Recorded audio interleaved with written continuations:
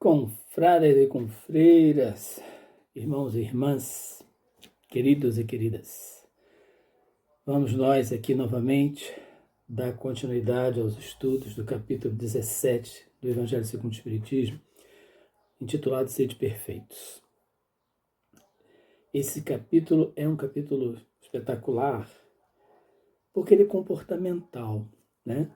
Nós encerramos agora o estudo do Homem de Bem, que nos inspira a ter boas atitudes, a valorizar mais o homem espiritual do que o homem material. O que é uma tarefa muito difícil para todos nós. Somos matéria, vivemos na matéria, precisamos da matéria. Então, quando a gente fala de renunciar, por exemplo, hoje está um pouquinho quente aqui, porque acho que vem chuva, então dá aquele abafamento, então eu estou com calor. Não dá para ligar o ventilador, porque senão o barulho vai nos perturbar. Então, nós estamos naquele tempo que Jesus está falando ali de reformas profundas, de sentimentos de amor, que não era muito comum, né? Desculpa aqui puxar um pouquinho, mas está muito quente. Não era muito comum.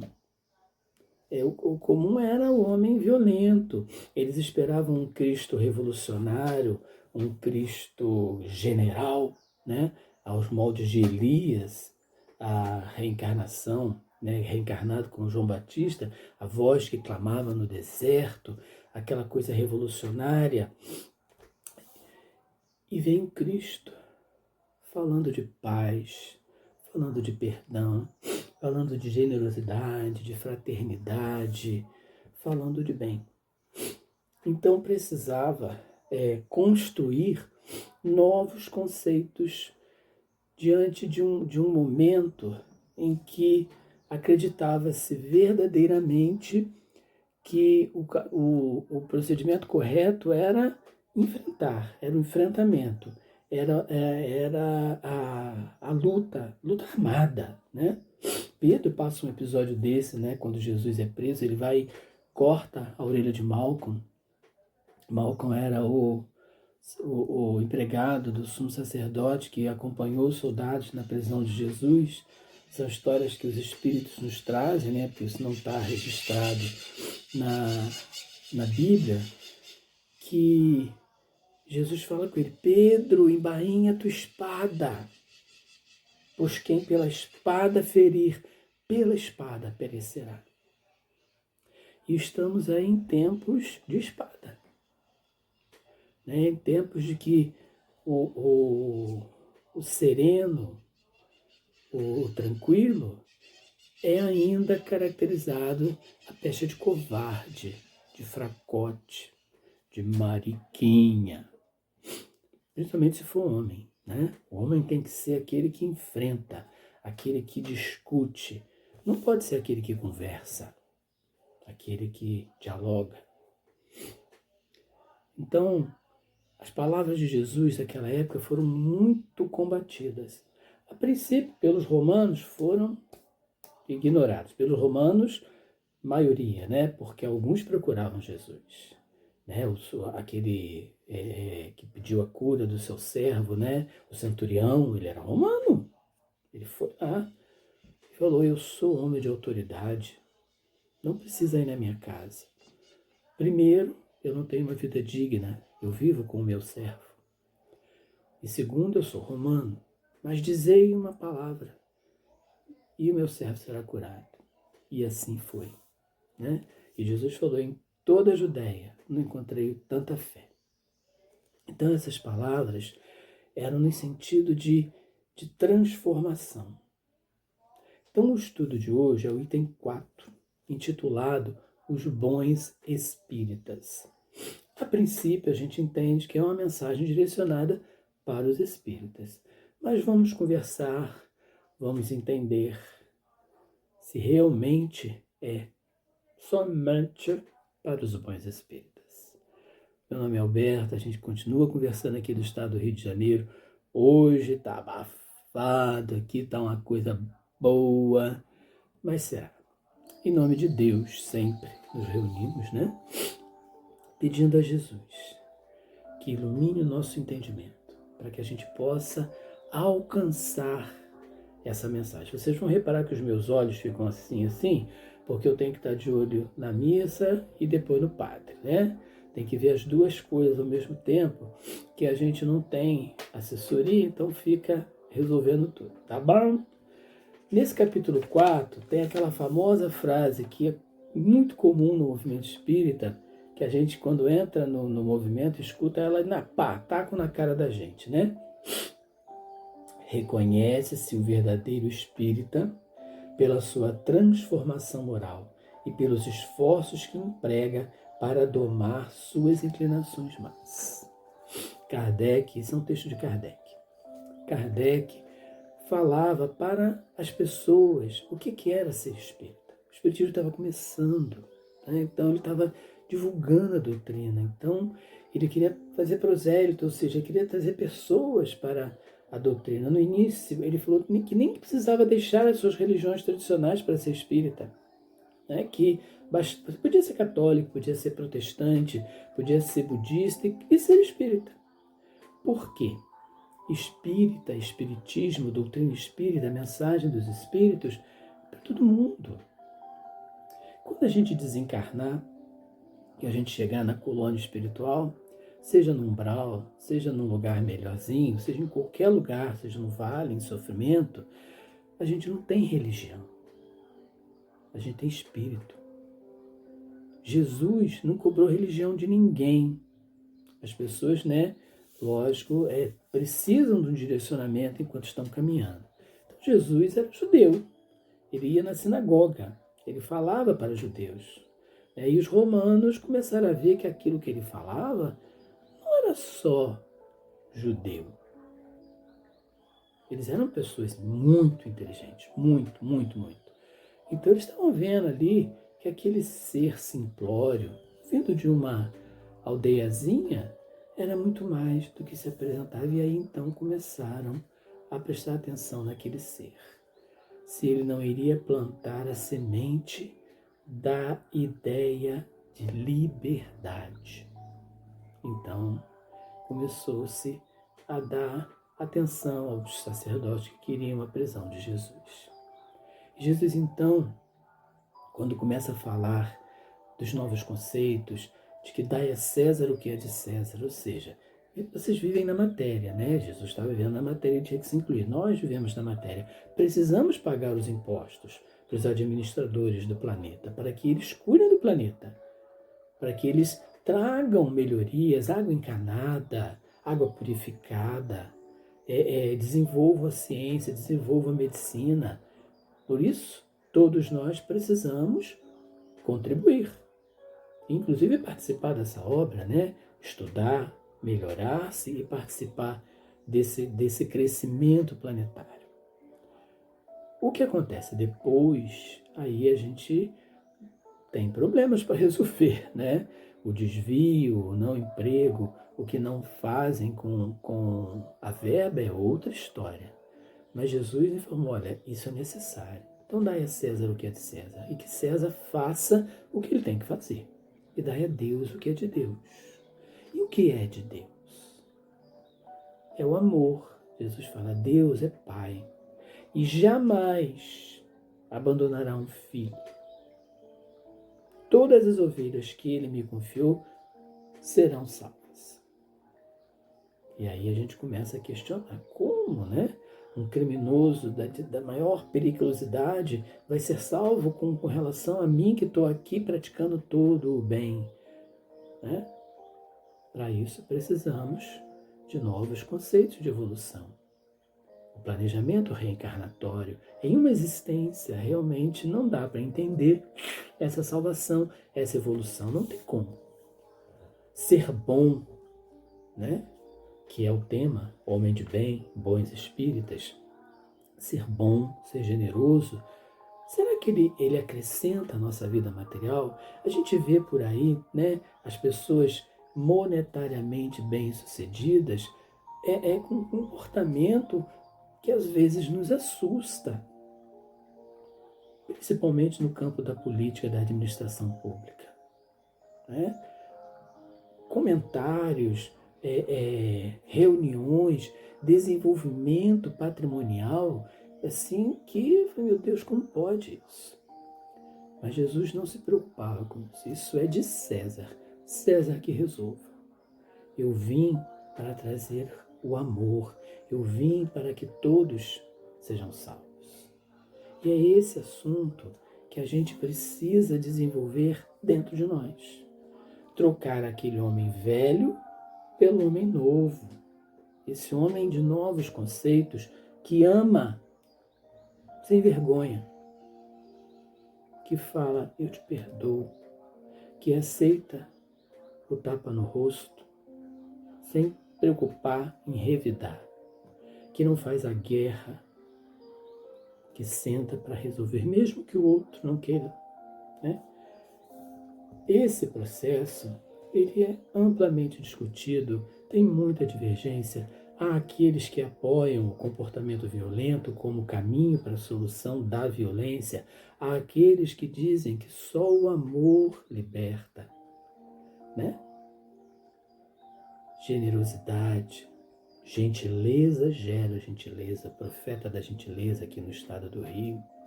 O que aconteceu com o profeta da gentileza? Morreu na miséria. Porque as pessoas não conseguem entender ainda a valorização do bem espiritual. Uma das falas bem famosas de Jesus é essa: não se preocupeis com o dia de amanhã. Olhai os pássaros no céu. Deus, vosso Pai, os alimenta todos os dias. Não se preocupeis com o que deverá se vestir. Olhai os lírios do campo. Nem mesmo Salomão, em todo o seu esplendor, se vestiu como um deles, que não fio e nem tecem. Lógico, são as palavras que saem da minha mente. Lá no texto evangélico tem uma beleza maior, mas é só para nos lembrar essa preocupação da vida material com a evolução espiritual sempre existiu.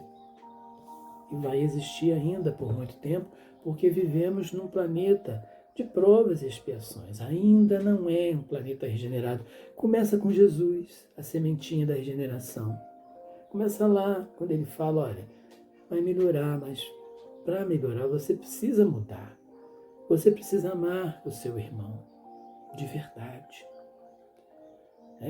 Marta e Maria, Jesus falando ali, se reunindo na casa de Lázaro, o amigo querido que ele ressuscitou da morte.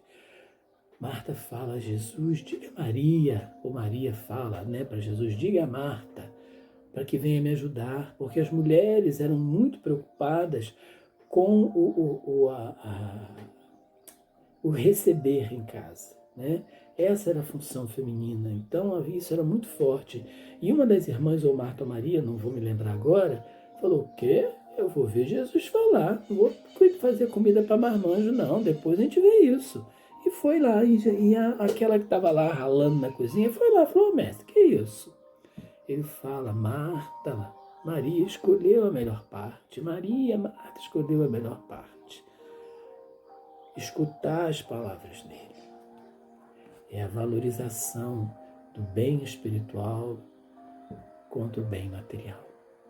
Vai estar de acordo com a nossa situação evolutiva. Não ajunteis tesouros na terra, onde as traças roem e os ladrões roubam. Ajuntei tesouros no céu. Mas com o devido equilíbrio. Porque precisamos nos alimentar, precisamos nos vestir, precisamos de tecnologia para conversarmos à distância. Isso tudo é material. E o Espiritismo nisso tudo? Há uma grande briga, digamos assim, uma grande resistência de uma parte do movimento em se ter uma casa espírita bela. Esse dinheiro que se gasta com a construção material tem que ser aplicado na caridade, no bem. A casa espírita não tem que ser bela, ela tem que ser suficiente. Tem um livrinho do André Luiz, Conduta Espírita, inclusive, que fala isso, da simplicidade dos móveis, né? Que não se preocupar com luxo. Sim. Mas o tempo passa, a tecnologia surge.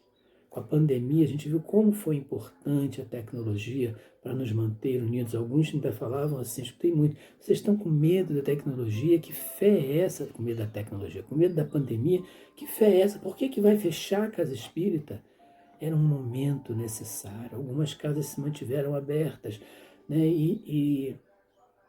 Né? Passou, graças a Deus. Mas aquelas que cumpriram o seu papel civil, dando a César o que era de César, fechou a sua funcionalidade e funcionou pela internet. Não deixou de funcionar. Mas o que Jesus vem falar dos bons espíritas é o que a gente já escutou do homem de bem. A mesma coisa. O bom espírita é um homem de bem. O bom cristão é um homem de bem. Por isso a frase, reconhece o verdadeiro espírita pela sua transformação moral. Vamos adequar.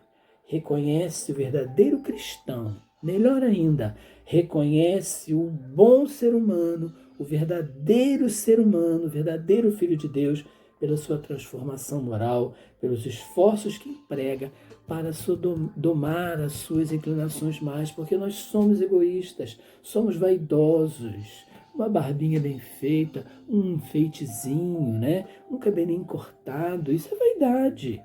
Isso custa dinheiro. Esse dinheiro não podia virar alimento para o pobre? Poderia. Mas é também o trato pessoal. Sem os exageros, é necessário cuidar da saúde, cuidar da aparência, sem o desequilíbrio da vaidade excessiva. Pensar só em si, usufruir do bem, do conforto que o seu trabalho lhe proporciona, não é errado. Nunca foi, ninguém nunca falou. O que a gente sempre fala é o excesso, viver só para isso. Não lembrar que existem pessoas ao nosso redor, às vezes é só atravessar a rua. Eu passei isso onde eu moro. A vizinha de frente estava passando fome e ninguém sabia porque ela era muito discreta. E quando soubemos disso, a situação estava bem difícil na vida dela. Vizinha nossa passando um problema desse e ninguém, né? Depois a coisa piorou mais ou menos. Mas precisamos pensar nisso, saber dividir. Então, quando ele fala do bom espírita, ele fala da necessidade de se entender o espiritismo como cristianismo redivivo, porque quando Jesus falou de amor, as pessoas também não entenderam. Ele põe a seguinte questão para a gente aqui, ó, Kardec. O espiritismo não institui nenhuma nova moral, não traz nada diferente do que o Cristo falou. Será então necessária para compreendê-lo, uma inteligência fora do comum? Tem que ser muito inteligente para entender a mensagem do Cristo? Não. Tanto que há homens de notória capacidade que não compreendem, que não entendem o que o Cristo falou ainda nos dias atuais, ao passo que inteligências vulgares, moços mesmos, apenas saídos da adolescência, lhes apreendem com admirável precisão os mais delicados matizes. É uma questão de boa vontade. Existem pessoas que mal sabem ler, que escrevem somente o nome para poderem ter a vida civil e são religiosos, tanto no segmento protestante, no segmento católico, no segmento espírita, terreiros de matizes africanas, quanta sabedoria naquelas pessoas com o uso de ervas medicinais, que compreendem o poder da oração no tratamento da saúde. E às vezes não conseguem entender uma operação matemática, não conseguem usar um celular tem dificuldade no banco, precisa de alguém para poder receber a sua aposentadoriazinha. Mas quando se fala de espiritualidade, dá um banho de sabedoria. E é esse sentimento que o homem de bem, traduzido também para o bom espírita, a gente precisa desenvolver. A boa vontade com a evolução espiritual. Nos tempos atuais, de tanto radicalismo político que a gente está vivendo ainda, né? A gente vê como é difícil as pessoas conviverem com opiniões diferentes. Porque não é aquele político que eu apoio, que está no poder, então tudo que o outro faz é ruim. A crítica para tudo. Não se apoia a projetos, né? Engaveta-se planejamentos que podem ajudar uma comunidade, porque não é do meu segmento político. Isso não é comportamento do homem de bem, consequentemente, para religioso nenhum. Trazendo para o espírita, ainda temos o agravante das informações recebidas com mais clareza pela espiritualidade. Os espíritos nos falam amplamente sobre evolução, sobre o bem, sobre ajudar o próximo, sobre não temer o dia de amanhã. E a gente ainda tem resistência na prática do bem, na renúncia, no perdão. Isso é para todo mundo, não é só para nós. Mas o bom espírita não é aquele que domina a interpretação da codificação kardeciana, não é aquele que sabe fazer um comentário das mensagens espirituais. Isso basta estudar. Se estuda, monta-se um roteirozinho, né? E faz aí a sua aulinha, o seu comentário. Mas o verdadeiro espírito, o verdadeiro católico, o verdadeiro protestante, o verdadeiro budista é aquele que ama o seu próximo a ponto de renunciar a si mesmo para que o outro cresça. Como João Batista falou, é necessário que eu diminua para que o Cristo cresça.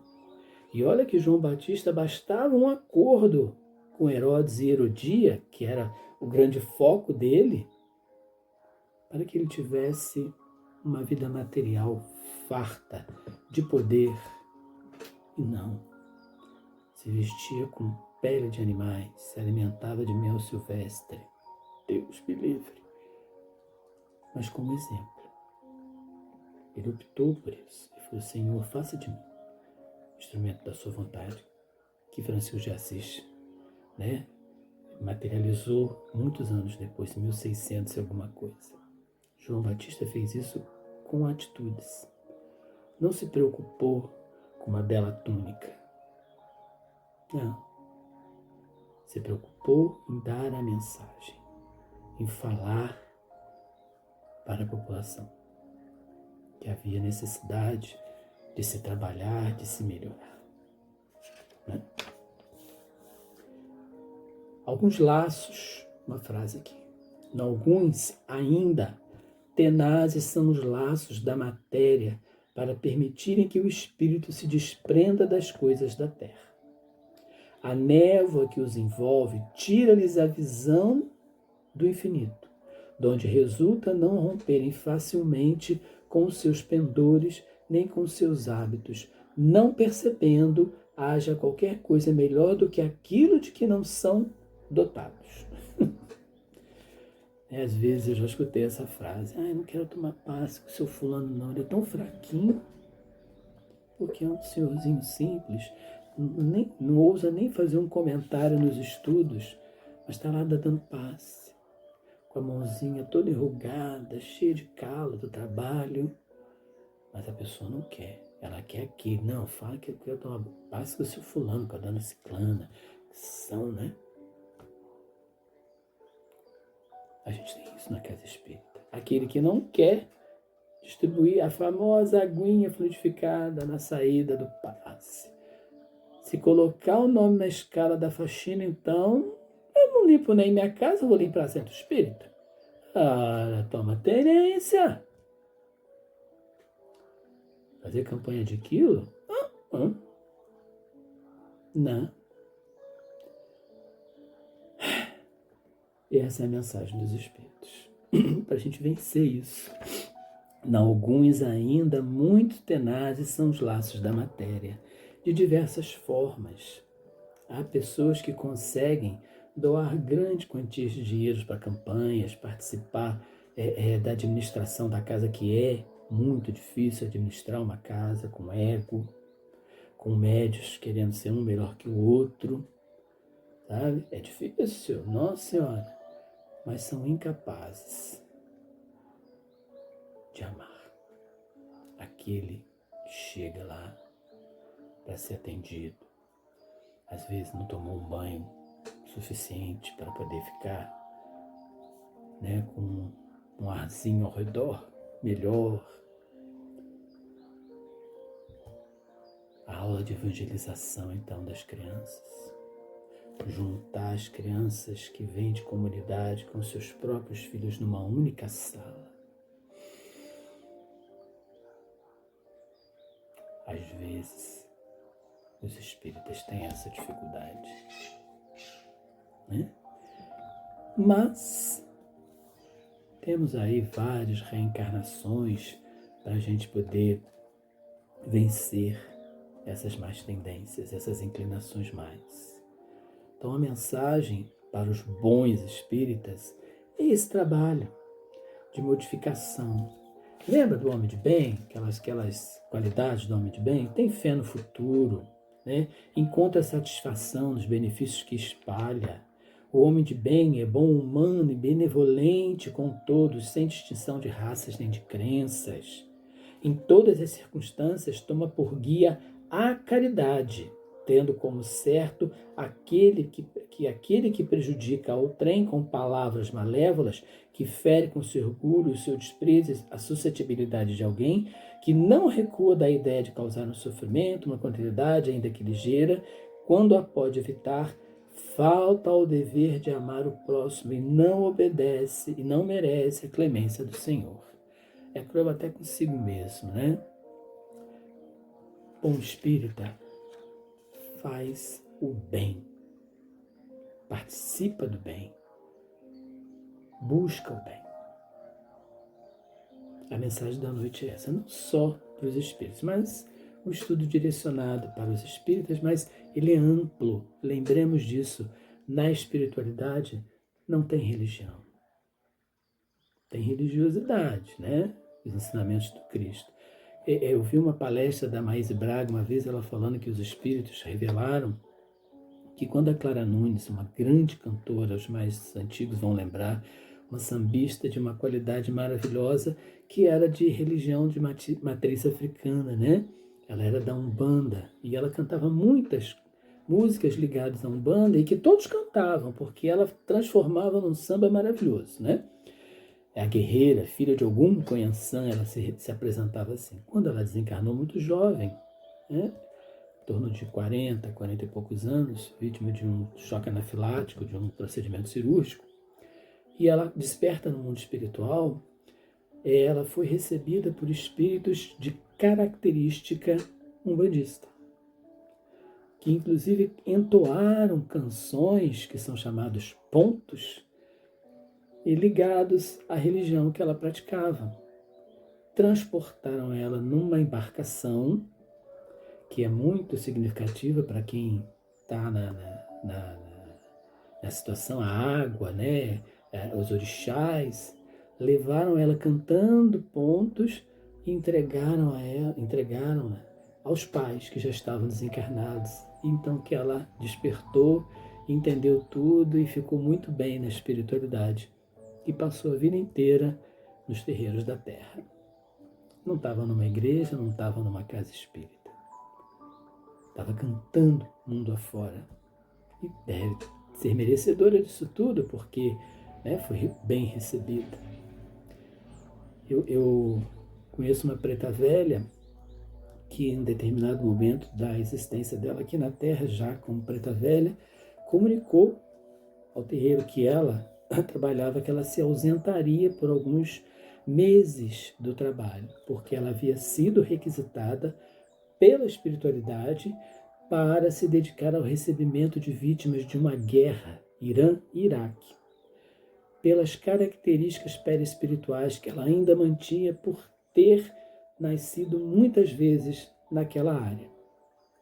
Nessa reencarnação no Brasil, foi na Bahia, e aí a evolução espiritual fez com que ela mantivesse as características da preta velha baiana, mas ela foi plasticamente modificada para receber os desencarnados na guerra do Irã, aquela aparência deles, né?